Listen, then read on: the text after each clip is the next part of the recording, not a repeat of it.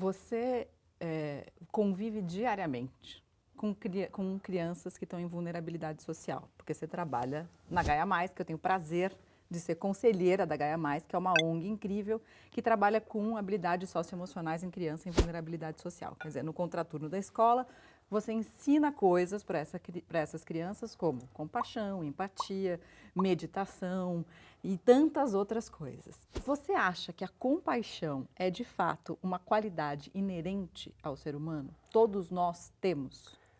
Nascemos com?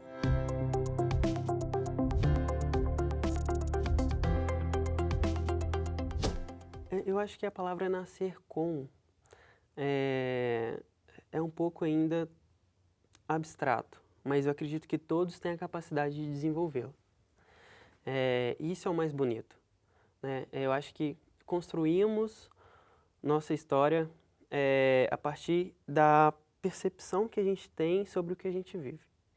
E o que a gente mais vê dentro do Ganhar Mais Valores, né, são crianças que às vezes constroem percepções de mundo diferente, onde os valores são construídos de forma diferente. A forma de afeto é outra, e não necessariamente é uma forma de afeto que vá suprir o que ela precisa. Dá um exemplo. No primeiro encontro, a gente começa a trabalhar o que são emoções, como a gente identifica uma emoção. Uhum. E o principal ponto para você identificar uma emoção hoje é identificar uma sensação no seu corpo e o que isso quer dizer para você. Então, esse frio na barriga é medo, é fome, é ansiedade, né? A sudorese na mão é agitação, é felicidade, é ansiedade. Então, começar a trazer esse ponto de vista. Primeiro, para e preste atenção nas sensações do seu corpo. Quão conectadas as crianças estão com isso? Você acha que é mais fácil ensinar isso para criança do que para adulto? Com certeza, com certeza. Para adulto ainda é muito difícil, porque a gente não foi educado a prestar atenção no nosso corpo. Né? Corpo, mente, né? Já parte daí, que a gente acha que está separado. E não tá, e não tá. Definitivamente não, né? Não. Algumas crianças ainda têm um pouco de dificuldade, mas elas têm essa percepção muito melhor do que os adultos, sabe? E aí, voltando nas emoções, né, desse limiar, elas começam a identificar no corpo, começam a trazer, conseguem trazer isso para as emoções. As emoções não tem como eu sentir medo aqui, alegria aqui, mas eu posso sentir alguma coisa numa mão e outra coisa na outra mão. Uhum. Então, eu reúno essas informações, dou nome para o meu sentimento, né? E a partir disso eu começo a trabalhar como eu acolho esse sentimento e como eu lido com ele. Não é errado sentir raiva, não é errado sentir medo, é errado o que eu faço com a minha raiva. Pode ser errado o que eu faço com a minha raiva, Perfeito, né? Perfeito. E o ponto que a gente mais ouve hoje, né, principalmente em crianças em posição de vulnerabilidade que horas você sente medo? Eu sinto medo quando a polícia entra na minha casa e leva o meu pai. Ou quando o meu pai bate na minha mãe, na minha irmã e em mim. Porque chega em casa, enfim, a gente escuta várias coisas, sabe? E aí eles começam a identificar que naquele momento é medo, é raiva. E essa construção, principalmente na infância, de uma forma de ver e de agir, ela é muito forte, porque é onde eu tenho maior neuroplasticidade. E aí... Ou seja, tem uma adaptação do meu cérebro que está se formando ainda numa construção do próprio cérebro, e aquele cérebro está sendo moldado, como se fosse uma grande argila ali, onde é muito fácil ainda manipular aquela formação do cérebro, né? Dentro de uma realidade que se repete com frequência e que a criança cresce entendendo aquilo como normal.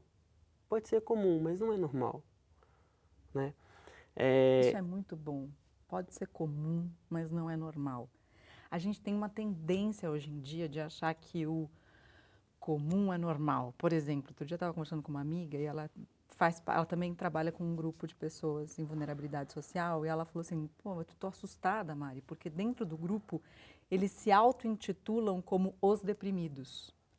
quase como se a depressão, de tão comum que ela ficou, ela virou uma coisa normal e, mais ainda, ela virou uma coisa de pertencimento. Então, a gente não deixar que o comum se torne normal é muito importante, né?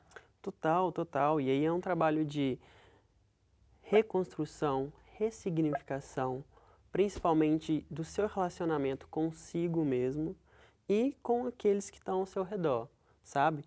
Porque naquele momento onde ele precisa de um afeto, e aí eu entendo a inerência que o Dalai Lama quis dizer como sendo isso, a gente somos seres sociais, precisamos um do outro para viver, e esse relacionamento social onde a compaixão ela precisa estar presente, aí eu entendo como inerente, mas para aquela criança que cresceu naquele ambiente, a relação de afeto às vezes vem por um gesto que não necessariamente é de afeto, mas ela tem daquela forma. E aí a aprendizagem dessa criança, ela acaba sendo, não sei se comprometida seria a palavra certa, mas influenciada pelo meio que ela está.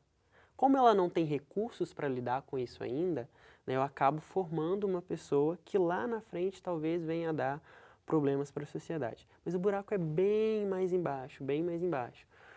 Por isso que um dos pontos que, voltando ao C-Learning, mais se discute é o não julgamento. Então, aí que tá.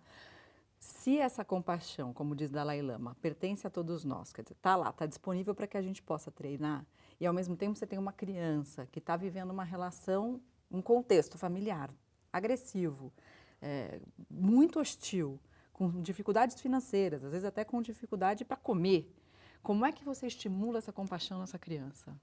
Total. Esse é o principal ponto, né, de discussão e desenvolvimento do programa, né? E aí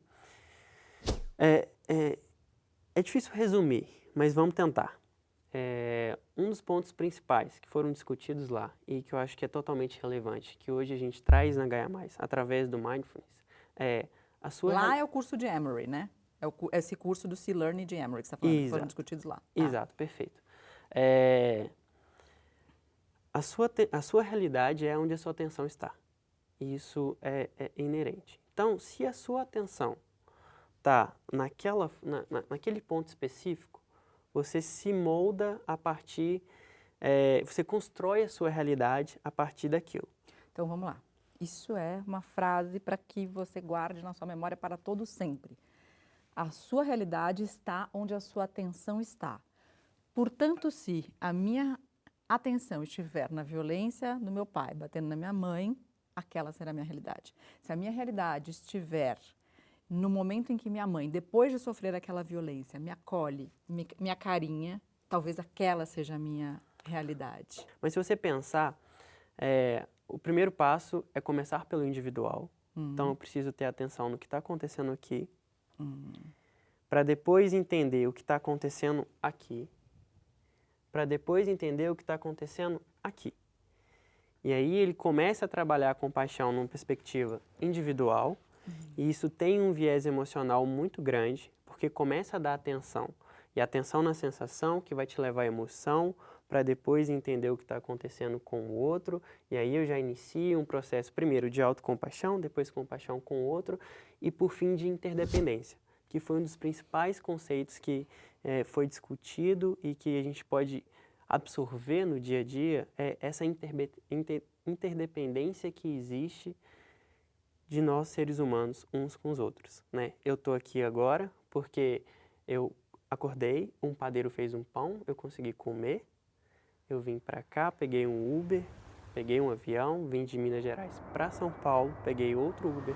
Então, existe uma interdependência que funciona e onde cada um depende do outro para viver. E se a gente começar a segregar isso, né, como pessoa autônoma, a gente perde essa possibilidade de crescer enquanto pessoa num meio social, trazendo para a gente e para o outro uma forma de crescimento em conjunto. E aí eu acho que a grande visão do Dalai Lama passa por isso, né, de tentar, através dessa interdependência, levar a compaixão que nos possibilite crescer enquanto pessoas. E enquanto humanidade. Enquanto humanidade, principalmente.